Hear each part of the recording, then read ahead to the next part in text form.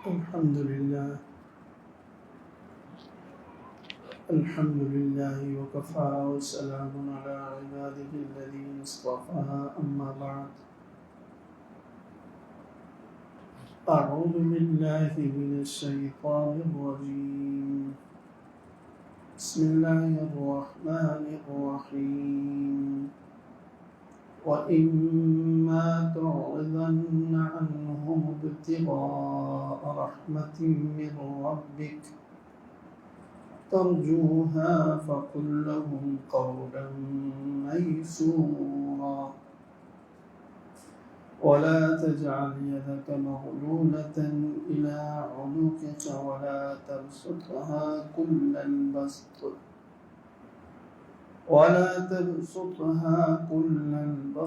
فتقعد ملوما محسورا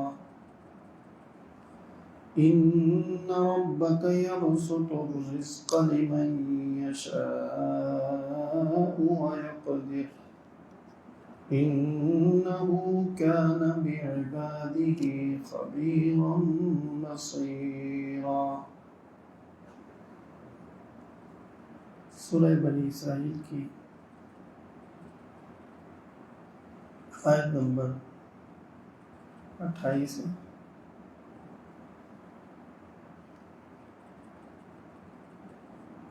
فرمایا اس میں رسول اللہ صلی اللہ علیہ وسلم کو مخاطب کر کے فرمایا جا رہا ہے وَإِمَّا تُعْرِضَنَّ عَنْهُمْ۔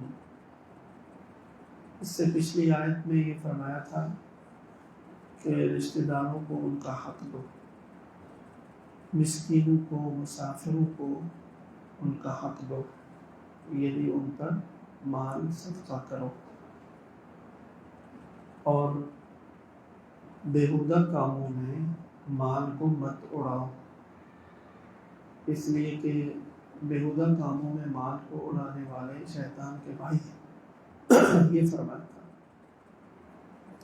اس کے ساتھ یہ آیت ہے، فرمایا اما تعرضن عنہم، اگر کبھی آپ کو رشتہ داروں سے یا مسکینوں سے یا مستحقین سے منہ موڑنا پڑ جائے، اللہ تعالیٰ کی اس رحمت کے انتظار میں جو متوقع ہے، اس کے انتظار میں آپ کو منہ موڑنا پڑ جائے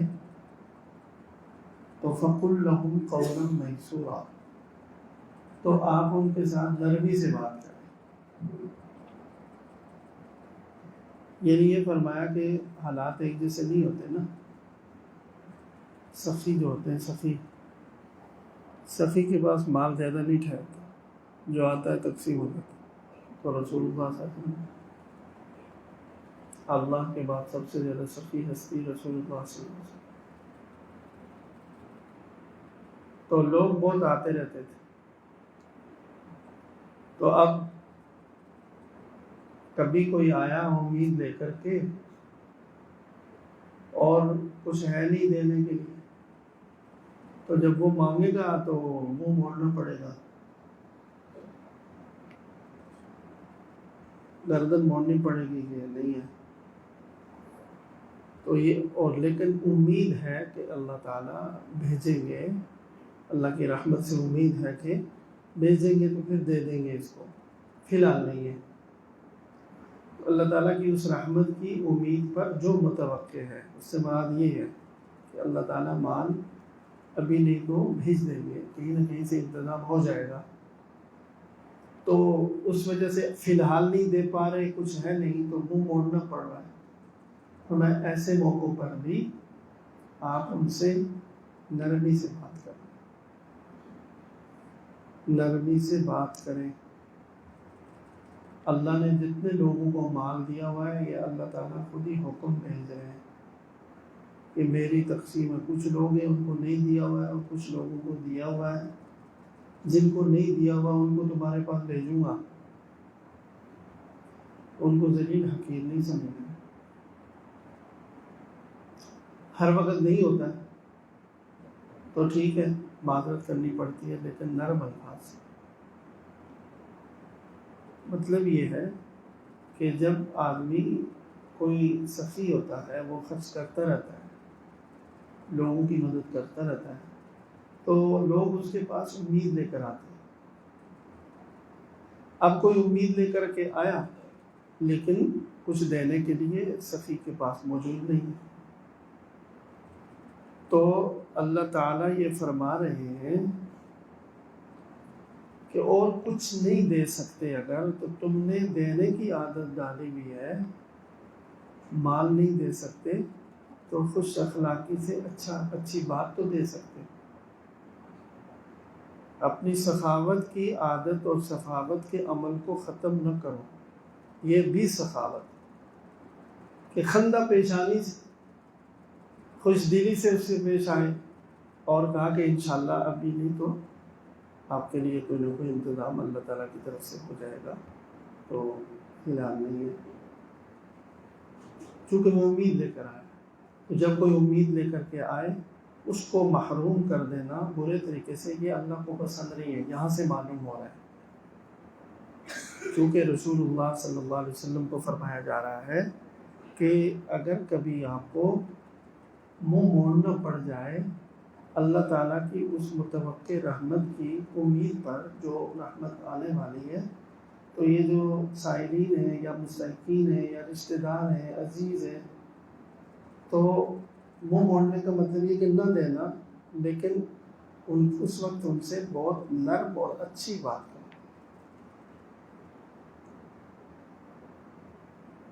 قریبی رشتہ دار ہیں، ان کا خرچہ خرچات اٹھایا ہوا ہے، تو وہ امید سے ایک عورت آئی کہ یہ بہت اچھے آدمی ہیں تو کرتے ہی رہتے ہیں، ہمارے رشتہ دار ہیں۔ اس نے کہا کہ ہمیں اگر ایک گائے لے کر کے دے دیں تو ہمارا بہت سارا انتظام ہو جائے گا۔ تو انہوں نے ان کو کہہ دیا کہ گھر میں کھانے کے پیسے نہیں اور گائے کا سودا سوجا ہے دماغ میں، سخت کلمہ کہتے۔ تو اس بیچاری کے پاس کھانے کے پیسے نہیں ہیں، تو وہ آپ سے امید لے کر کے آئی ہے، وہ کہہ رہی ہے کہ آپ لے کر دے دیں تو ہمارے گھر کا نظام چلے گا۔ اور تو اب ایسے موقع پر سخت جملہ کہنے کے بجائے اچھا جملہ کہہ دینا چاہیے کہ یہ بھی کبھی ہو جائے گا، فی الحال اس کا انتظام نہیں ہے، جو اللہ تعالیٰ نے جتنا دیا اس پر تو انشاءاللہ اس کی بھی کوشش کریں گے کبھی ہو جائے۔ الغرض یہ کہ جب سخی آدمی کے پاس بھی، دینے والے کے پاس بھی اگر وہ چیز موجود نہیں ہے تو کم از کم وہ کیا کرے، اچھی بات اور نرم بات ضرورت مند سے کرے، وہ اپنے قریبی عزیز رشتہ دار بھی ہو سکتے۔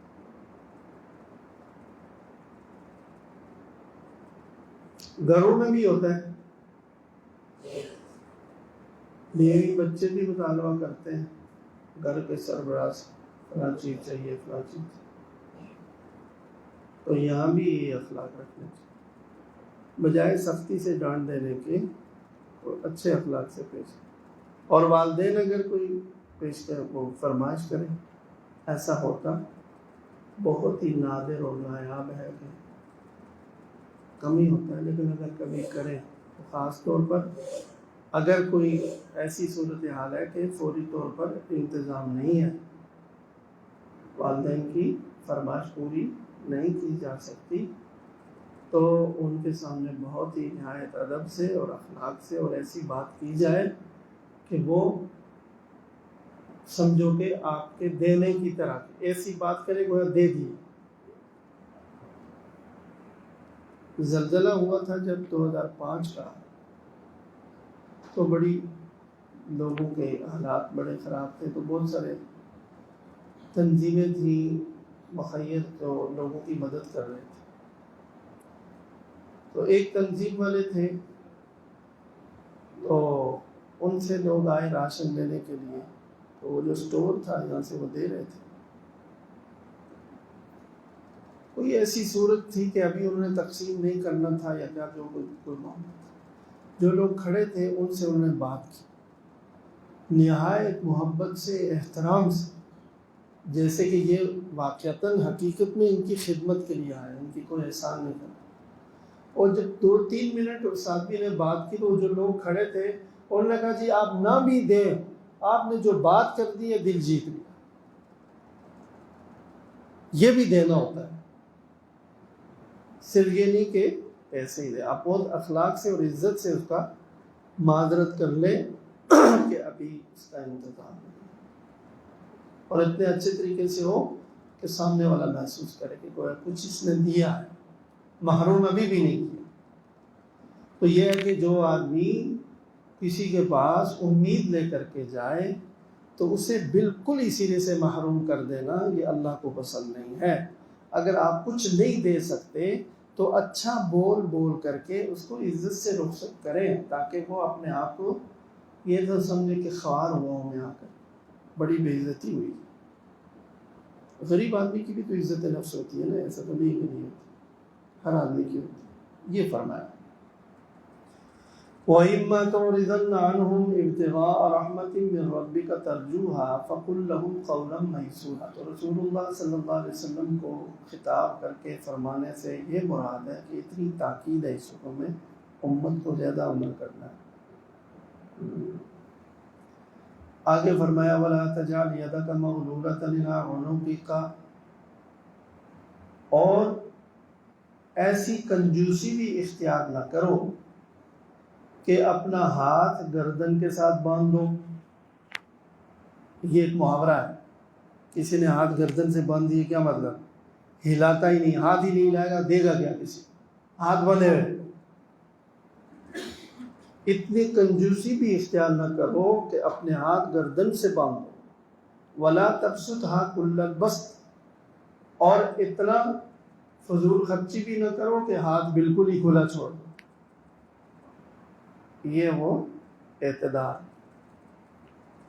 فتقعد ملوما محسورا، اگر ایسا کرو گے تو کنجوسی اور بخیلی کی صورت میں تو تمہاری ملامت کی جائے گی، لوگ برا بھلا کہیں گے کہ گنجائش ہونے کے بعد یار یہ بڑا مکھی چوسا ہے، کنجوس ہے، مکھی چوس۔ مکھی چوس ایک مبالغہ ہے، بہت زیادہ کنجوس۔ کہتے ہیں کہ مکھی چوس اس لیے یہ معروف ہو گیا یہ لفظ کہ کہتے ہیں کوئی اتنا بخیل اور کنجوس تھا کہ اس کے شہد میں مکھی گر گئی، اور مکھی اس نے نکال کر کہا کہ باہر پھینکوں گا تو یہ اتنا سارا شہد اس کے ساتھ لگا ہوا، یہ فضول خرچی ہوگی، وہ چوس کر کے تو پھینکی۔ وہاں سے یہ جملہ مشہور ہو گیا، کنجوس مکھی چوس۔ تو دیکھو میں ایسا نہیں ہونا چاہیے کہ بالکل ہی جان نکل رہی ہے،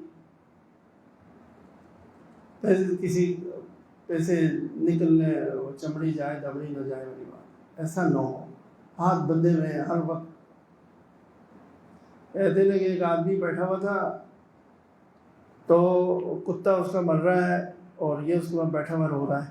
گزرنے والے نے پوچھا کہ کیوں رو رہے؟ کہتے یہ کتا بڑا وفادار سا مر رہا ہے۔ قریب میں کچھ تھیلا بھی پڑا ہوتا ہے، کہ تھیلے میں کیا ہے؟ کہتے روٹیاں ہیں۔ تو کتا کیوں مر رہا ہے؟ کہتے بھوکا مر رہا ہے۔ اگر بھائی تو روٹی دے دو اگر بھوکا مر رہا ہے۔ کہتے روٹی پیسوں کی آتی ہے، آنسو فری میں، روٹی پیسے کی آتی ہے، اور آنسو جب وہ مفت ہیں تو رونا آسان ہے۔ ہو سکتا ہے مبالغہ ہو، لیکن اس حد تک مجھے ایک دوست نے خود بتایا، اپنے قریبی عزیز، اس نے کہا کہ اتنا مالدار ہے وہ اپنے اوپر بھی ظلم کرتا ہے، پیسہ خرچ نہیں کرتا۔ کہتے ایک سفر میں ہم تھے تو وہ ایسی جگہ پر ٹھہرتا تھا کہ وہ منجی ڈھونڈتا تھا، منجی چارپائی، وہ جو 20-30 روپے میں رات گزارنے کے لیے مل جائے۔ کھانا نہیں ہو سکتا، 2 وقت کھانا نہیں کھائے گا، کسی کو جا کر کے کچھ دال روٹی تھوڑی سی۔ ایسا ہے، ایسی محبت پیسے کی۔ پیسہ خادم ہے، مخدوم نہیں۔ پیسہ خادم ہے، انسان کی ضرورت کے لیے۔ فضول خرچی بھی ٹھیک نہیں ہے، اس لیے کہ وہ ایک نعمت ہے اللہ کی، اس کو کیوں برباد کرے، اس کو کام میں نہ۔ لیکن ایسی کنجوسی کہ وہ پیسے کی محبت کے اس کو خرچ نہیں کرنا، تو یہ بھی نہایت درجے کی نادانی بھی ہے اور حماقت بھی ہے۔ تو اس لیے فرمایا کہ نہ تو اپنے ہاتھ ایسی کنجوسی اختیار کرو، یہ سب کے لیے، یعنی ہمارے لیے ہدایات ہیں اللہ تعالیٰ کی طرف سے، کہ ہاتھ گردن سے بندھے ہوئے، خرچ ہو ہی نہیں رہا، جان نکل رہی، ایسا نہ کرو۔ اور یہ بھی نہیں کہ بالکل کھلا ہاتھ چھوڑ دو، نتیجہ کیا ہوگا؟ کنجوسی کی صورت میں لوگ ملامت کریں گے، برا بھلا کہیں گے۔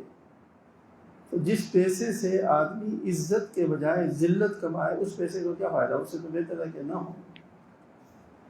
اور اگر بالکل بہت خرچ کرو گے تو تھک ہار کر کے بیٹھ جاؤ گے، فارغ ہو کر کلاش، یہ بھی ٹھیک نہیں۔ لہذا ضرورت کے وقت دوسروں کی مدد کے لیے، صدقے کے لیے، اللہ کی رضا کے لیے خرچ کرتے رہو۔ جیسے کل عرض کیا تھا کہ یہ وعدہ ہے کہ صدقے میں خرچ کرنے میں کبھی آدمی گھاٹے میں نہیں ہوتا، خسارے میں کبھی بھی نہیں ہوتا۔ آگے فرمایا ان ربک یبسط الرزق لمن یشاء ویقدر، تیرا رب ہی کچھ لوگوں کے رزق کو وسیع کر دیتا ہے اور کچھ لوگوں کے رزق کو تنگ کر دیتا ہے۔ دو باتیں سمجھانے کے لیے فرمایا کہ دیکھو اگر تمہارے پاس کوئی گنجائش زیادہ ہے نا تو یہ اللہ تعالیٰ کی تقسیم ہے، تمہیں زیادہ دے دیا، اور دوسروں کو جو ضرورت مند ہے، رشتہ دار یا مسافر یا مستحق، ان کو نہیں دیا، یہ ہماری تقسیم ہے۔ اور ایک بات یہ بتائی، اور دوسری بات کہ اس میں اللہ کے نزدیک کچھ حکمتیں، کچھ مصلحتیں ہیں۔ اِنَّهُ كَانَ بِعِبَادِهِ خَبِيرًا بَصِيرًا، وہ اپنے بندوں کے حالات سے بہت باخبر اور ان کو بہت اچھی طرح دیکھ رہا ہے۔ ہر ایک کی حالات، ہر ایک کی صلاحیت، ہر ایک کے جذبات، ہر ایک کی طبیعت کیسی یہ اللہ نے بنائی ہوئی ہے۔ کس کے لیے پیسہ بہت زیادہ اچھا ہے، کس کے لیے نہیں اچھا ہے، اور اگر دیا ہے تو اسے کیا مقاصد ہے، اللہ تعالیٰ کی حکمتیں اللہ کے پاس ہیں۔ تو دو باتیں ہو گئی، ایک یہ کہ جو مال والے لوگ ہیں وہ یہ نہ سمجھے کہ یہ کوئی ہمارا استحقاق ہے، ہماری اہلیت ہے، ایسا نہیں ہے۔ اللہ نے دیا ہے تو پھر اللہ کا مال دیا ہوا مال سمجھ کر کے جہاں ایسی ضرورت ہو تو خرچ کیا کرو، اور جن کے پاس نہیں ہے تو وہ حسرت اور افسوس بھی نہ کرے، اس لیے کہ اللہ کی تقسیم ہے، اور یوں سمجھے کہ میرے لیے یہی بہتری ہو، اسی میں بہتری ہے۔ کہ اگر زیادہ مال ہوتا تو شاید میرے لیے نقصان ہوتا، ہو جاتا ہے نقصان۔ گناہ کی طرف خرچ کرنا شروع کر دیا، ظلم کی طرف چلا گیا، کیا کیا کر دیے۔ مال نہ ہو تو آدمی عبادت میں لگے گا، نیک کام کرے گا، کم از کم برائی سے بچا رہے گا، بہت ساری چیزیں عاجزی انکساری پیدا ہوگی۔ یہ چیزیں تو بڑی نشہ ہوتا ہے، خمار ہوتا ہے، دولت کا ایک خمار ہے، طاقت کا ایک خمار ہے، اقتدار کا ایک خمار ہے، نشہ ہے۔ وہ تو گاڑی میں بیٹھتے، بڑی گاڑی میں، قدرت اللہ شہاب صاحب نے لکھا ہے اللہ کی رحمت کہ سڑک پر دائیں بائیں لوگ چلنے والے جیسے چیونٹیاں، تو یہ کتنی بڑی ہلاکت ہے۔ یہ تو چند روزہ بات، مال و دولت ہے، اقتدار ہے، عالی گاڑی، دیکھنے والوں کی یہاں تو بڑی خوش قسمتی ہے۔ اس کے مقابلے میں ایک مسکین سا آدمی ہے، اس کے خیال میں بھی نہیں گزرتا کہ جائے کوئی آدمی کوئی چھوٹے درجے کا ہے تو میں اس سے آنا، اس کا انجام اور اس کی آخرت کتنی اچھی ہوگی اس کے مقابلے میں، جو اگر لوگوں کو یوں سمجھ۔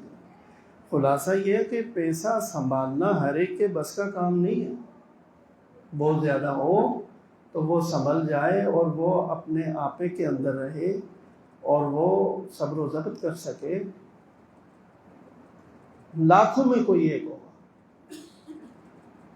لاکھوں میں کوئی ایک، اللہ کی خصوصی توفیق اور فضل سے ہی ہو سکتا ہے۔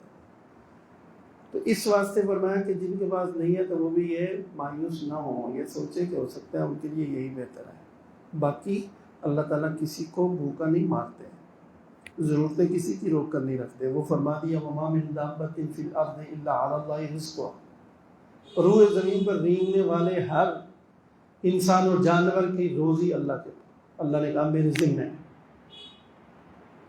وہ تو سب کو ملے گا، کھانا پینا ضرورت کی چیزیں مل جاتی ہیں، یہ اضافی جو مال ہے، تاکہ مال سے آدمی نیکی کمائے تو نیک آدمی کو بارک ہوتا ہے میرے پاس ہو تو میں بھی یہ نیک کام کروں، میں بھی اللہ کے راستے میں خرچ کروں.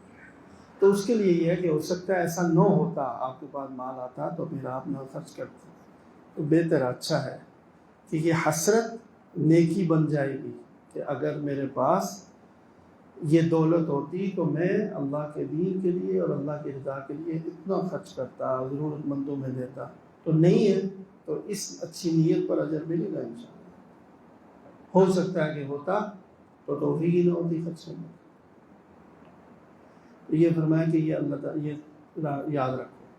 اس کے بعد فرمایا وَلَا تَقْتُلُوا أَوْلَادَكُمْ خَشْيَةَ إِمْلَاقٍ، اور اپنی اولاد کو تنگ دستی کے خوف سے مت قتل کرو. اپنی اولاد کو تنگ دستی کے ڈر سے، اندیشے سے. اتنے بچے ہوں گے کھائیں گے کم سے.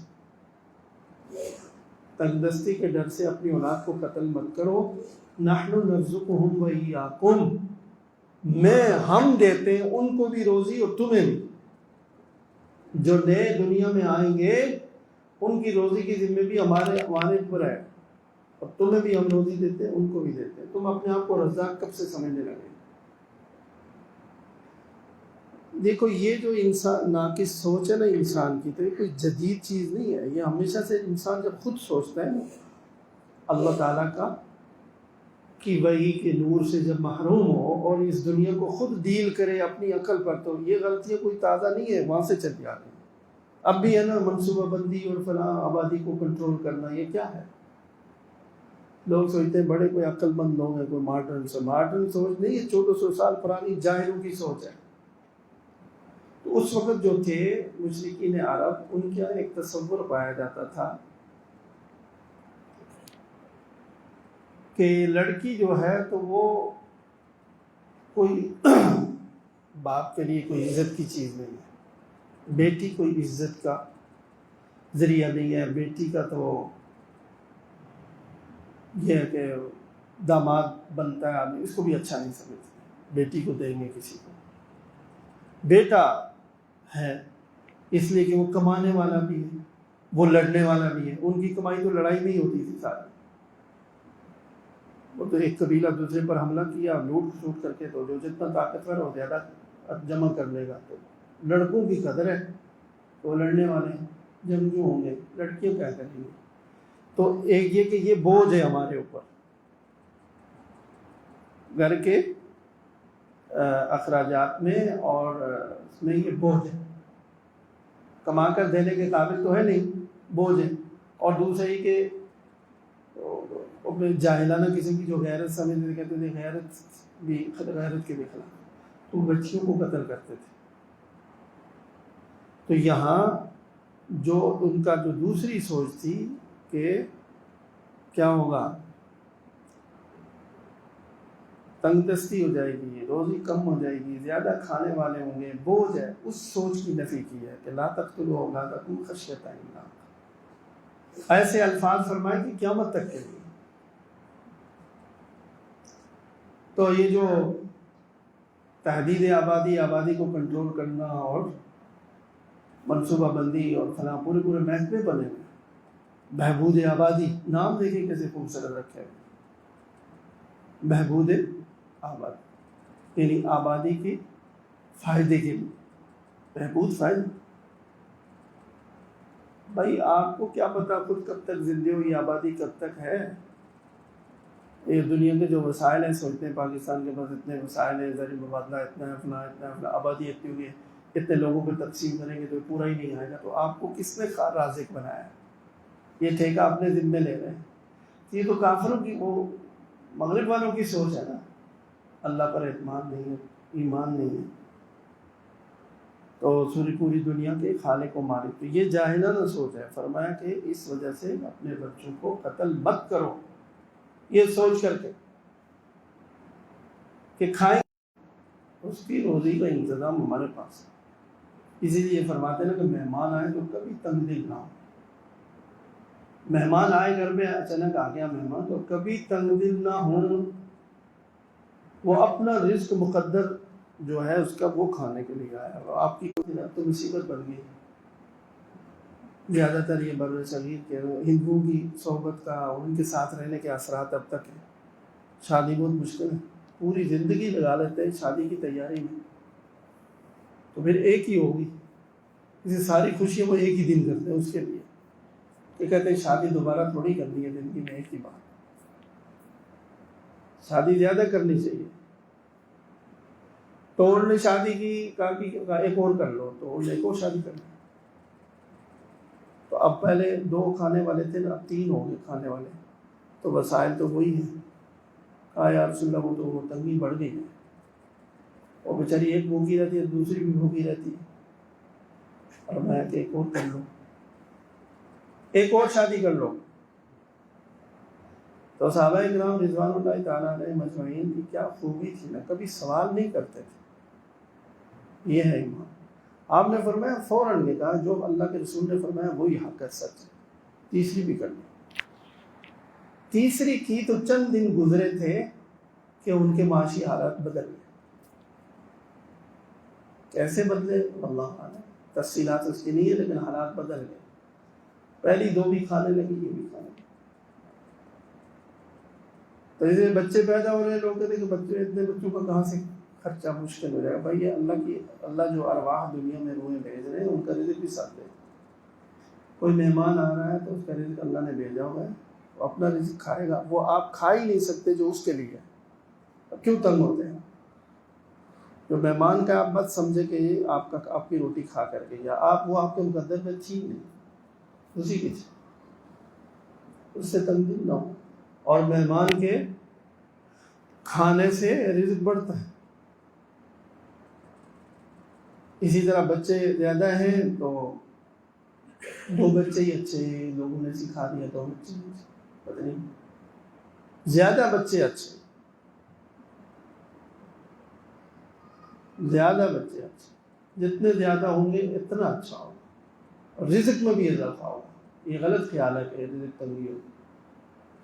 اللہ تعالیٰ کا وعدہ ہے نحن نرزقہم وإیاکم، ہم ان کو روزی دیتے ہیں اور تم کو بھی دیتے ہیں.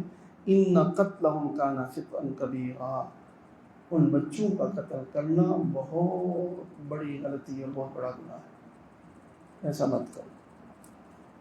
یہ آیات ہیں جی جو اللہ تعالیٰ نے احکام ہیں، اللہ کے فرامین ہیں. اللہ تعالیٰ ہمیں اس پر ان کا نور عطا فرمائے، عمل کی توفیق عطا فرمائے. خلاصہ کیا ہوا آج کا؟ پہلی بات یہ فرمائی کہ جب رشتہ دار ضرورت مند لوگ آئیں، اور اگر تم دینے دلانے والے آدمی ہو اور کبھی تمہارے پاس نہیں ہے، تو اگر نہیں دے سکتے کوئی، تو اچھے اخلاق سے اور اچھی اور نرم بات ایسی کرو کہ وہ خوشی خوشی واپس جائیں، تاکہ دینے کی برکتیں تمہارے گھر میں موجود رہیں. کہیں ایسا نہ ہو کہ اللہ محروم ہی کر دے، دینے کے قابل ہی نہ چھوڑیں. اور دوسری بات یہ فرمائی کہ نہ تو کنجوسی کرو اور نہ فضول خرچی کرو، درمیان میں رہو خرچ کرنے کے معاملے میں.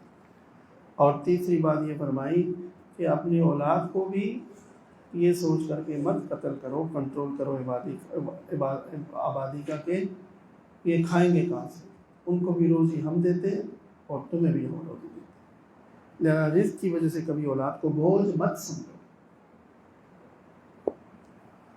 وآخر دعوانا الحمد لله.